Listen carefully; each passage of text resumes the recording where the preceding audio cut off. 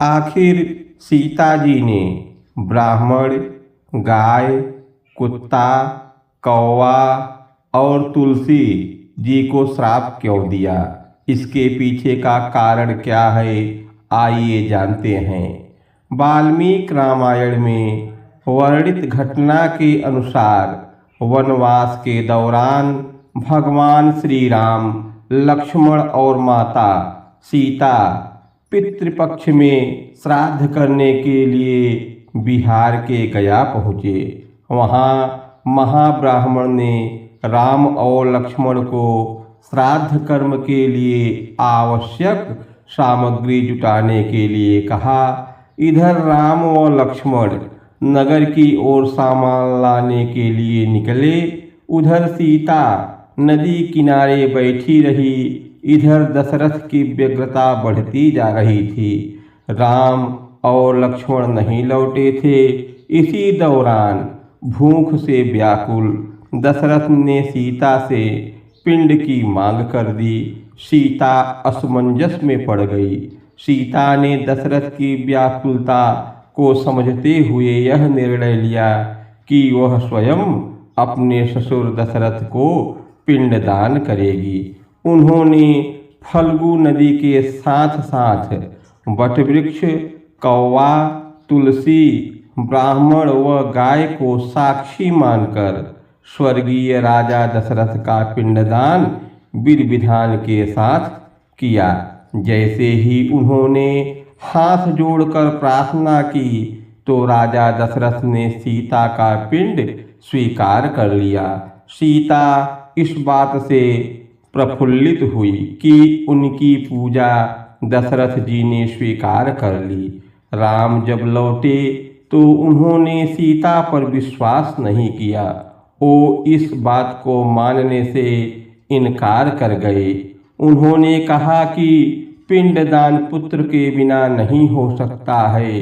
इसके बाद सीता ने कहा कि वहाँ उपस्थित फल्गु नदी, तुलसी, कौवा, गाय, वटवृक्ष और ब्राह्मण श्राद्ध कर्म की गवाही को दे सकते हैं।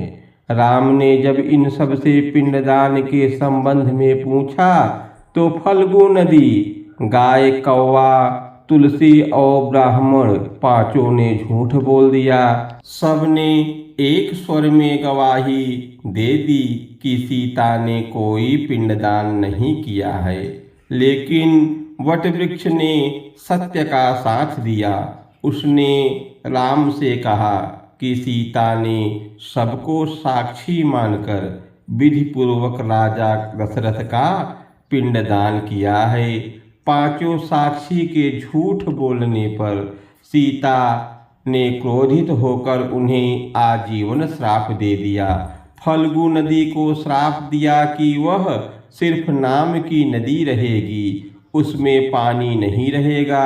इसी कारण फल्गु नदी आज भी गया में सूखी है। गाय को श्राप दिया कि गाय पूजनीय होकर भी सिर्फ उसके पिछले हिस्से की पूजा की जाएगी और गाय को खाने के लिए दर बदर भटकना पड़ेगा। गाय जूठन खाएगी। आज भी हिंदू धर्म में गाय के सिर्फ पिछले हिस्से की पूजा की जाती है। सीता ने गया के महाब्राह्मण को कभी भी संतुष्ट न होने और कितना भी मिले उसकी दरिद्रता हमेशा बनी रहेगी का श्राप दिया। इसी कारण महाब्राह्मण कभी दान दक्षिणा के बाद भी संतुष्ट नहीं होते हैं। समाज में उन्हें अछूत ब्राह्मण का दर्जा मिला हुआ है।